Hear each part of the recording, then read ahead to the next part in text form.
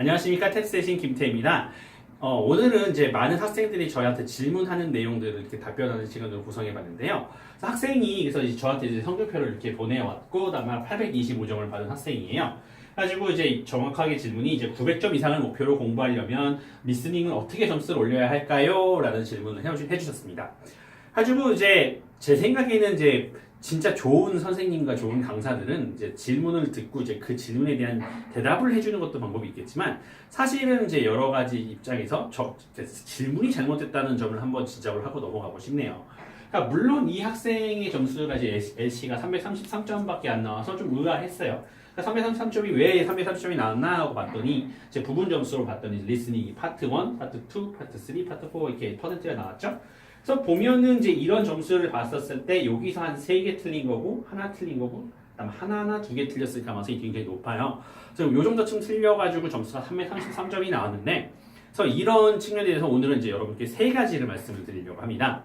그래서 첫 번째로 이제 자신의 탭스 점수가 반드시 자신의 실력과 이렇게 비례하는 건 아니에요. 그러니까 이 학생의 점수와 이 퍼센테이지를 딱 보니까 생각이 났던 게 뭐냐면, 이번 이제 연초에 있었던 이제 탭스 점수 논란 사건이 생각이 나더라고요. 그래서 이 학생은 이렇게까지 점수가 낮게 나올 수 있는 성적은 아니고요. 이게 이 성적을 아마 다른 회차에서 시험을 봤었으면 아마 360점대가 나왔었을 거예요. 그러니까 이게 어떤 논란에 의해서 이 점수가 안 나왔을 때는 그냥 단순히 시험을 다시 보는 정도 갖고도 해결이 될 수 있는 부분이니까요.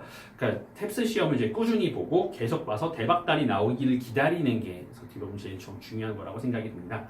그래서 두 번째로 제가 언급드리고 싶었던 건 뭐냐면, 이 학생이 이제 리스닝이 문제다라고 생각을 하는데, 그러니까 단지 그것만은 아니라는 생각이 조금 들어요. 그러니까 뭐냐면 이 900점을 넘는다라고 하는 거에서는 굉장히 중요한 파트가 있는데, 그렇게 되면 오히려 그래머와 보캐버리가 굉장히 중요해져요. 그러니까 무슨 말이냐 하면은 900점을 넘을 때는 이제 RC와 LC가 동시에 380점 가까이가 나와줘야지만 900점 근처를 노릴 수가 있어요.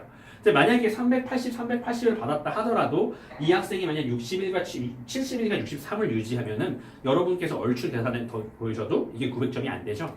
그래서 900점을 넘는데 가장 중요한 것은 사실은 LC와 그 보케와 그 그래머 파트를 80점대를 유지하는 게 중요한 건데, 그 중에서도 보케버리가 60점대라는 것은 정말 치명적인 결과가 아닐 수가 없어요. 그래서 보케버리 이 파트는 시험과 시험과의 사이에서도 점수가 굉장히 일정하게 나오는 걸로 이게 유명하거든요. 그러니까 이 학생이 63점이 나왔다는 이건 다른 시험을 본다 쳐도 뭐 한 70점을 넘길 일은 별로 없다고 봐요. 그래서 이렇게 됐었을 때 이제 그게 문제이기 때문에 차라리 이 학생은 리스닝이 문제가 아니다라는 말씀을 드리고 싶고요. 그래서 보케를 공부하는 게 오히려 낫다라는 생각을 드립니다.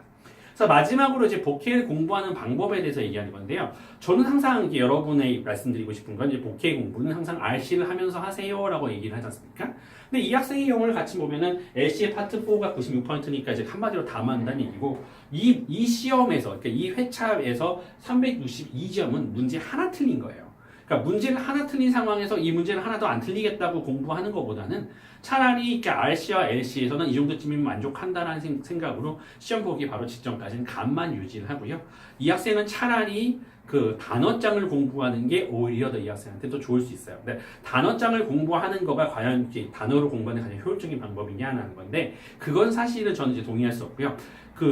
저 기출문제집 있잖아요. 해커스라던가 넥서스라던가 그 기출문제집을 보면 보캐버리 파트가 따로 있는데, 그 보캐버리 파트를 열심히 공부하시면서 그 문제를 다 풀어보고 거기는 단어를 다 외우는 그런 방식으로 공부를 하셨을 때 보케 점수가 더 빨리 오르게 돼 있어요. 그래서 다른 학생들한테는 이제 뭔가 RC를 통해서 공부하세요라고 말을 하지만, 이 학생 케이스만 예외적으로 그 보케 파트에 있는 문제들을 많이 푸는 것으로 해결을 보세요라고 말씀을 드리고 싶네요.